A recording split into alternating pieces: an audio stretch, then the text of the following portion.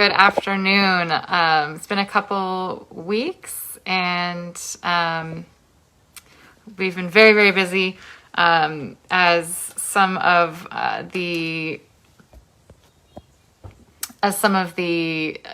groups that we belong to as a city have decided to have in-person events like the Pennsylvania Municipal League. I spent some time out of the city working with our partners across the state and with other mayors to determine what we can be doing to better the city, what can we be doing to fight COVID, how should we be spending our rescue plan funds as we wait for the rescue plan funding to be finalized, for the rules to be finalized. So a host of issues and trying to just make sure that we're continuing to work on our quality of life issues, our public works, and get every service here in Scranton where it needs to be. So we always appreciate you guys coming on these Friday town halls. I was invited to a 1:00 event at the Courthouse Square honoring Representative Marion Munley, who was one of the first female representatives in the state of Pennsylvania.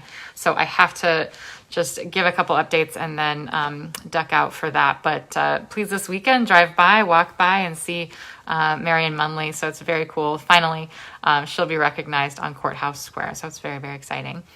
In terms of COVID, we are seeing a kind of a zigzag with a little bit of a roller coaster in terms of COVID cases. They're up some days, down some days, but they are very much still around, and we are still seeing people die. That is excruciating to say, but we really are still seeing people die from COVID all over the country and in our area.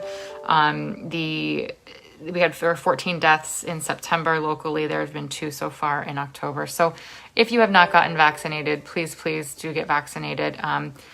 It's not a hard thing to do. We've got 67.3% of folks in Lackawanna County fully vaccinated. That's good, but it could be better. So if you need to get a vaccine, easy to find. They're ubiquitous, plenty available everywhere.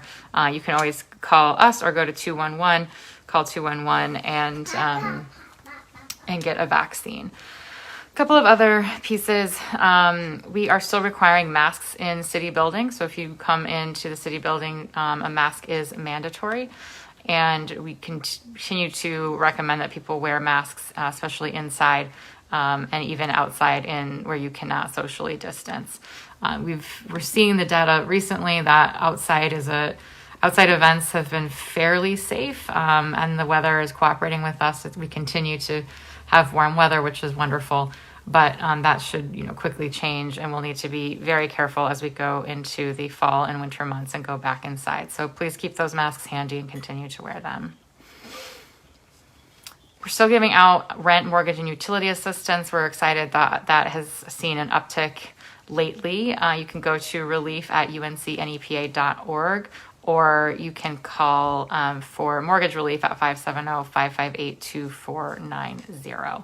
We'll continue to watch and hope that the federal government releases the rules for the rescue plan funds very soon so that we can get our grants out. We want to get our community grants and our business grants out as soon as possible. So watch for that, and we'll continue to try to pull the trigger as soon as we can on those pieces. I know there's a lot of businesses and community groups that are waiting for those items. Okay, couple of things coming up. We have, let's see. Sorry, I have to scroll through these things.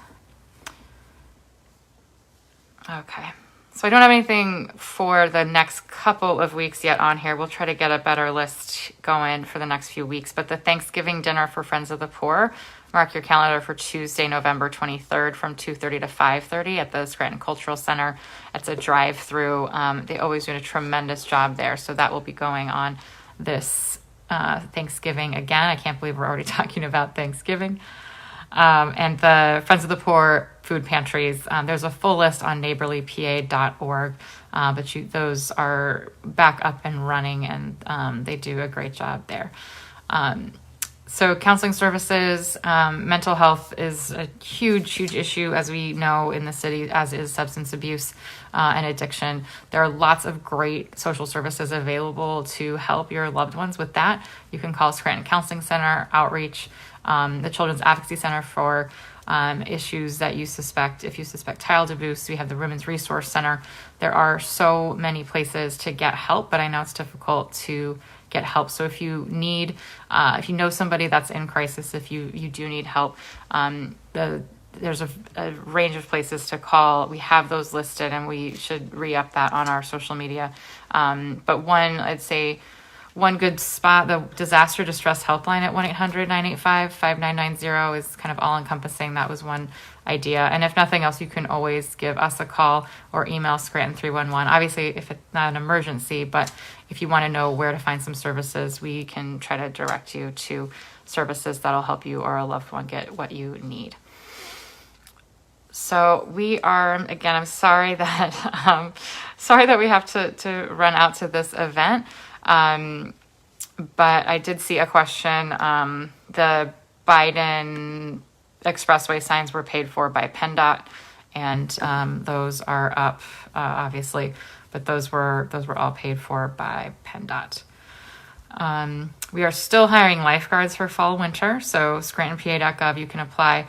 And also, we are trying to talk with all of our experts that we know about the economic issues that everyone in the country really are facing, the labor shortage, wage crisis.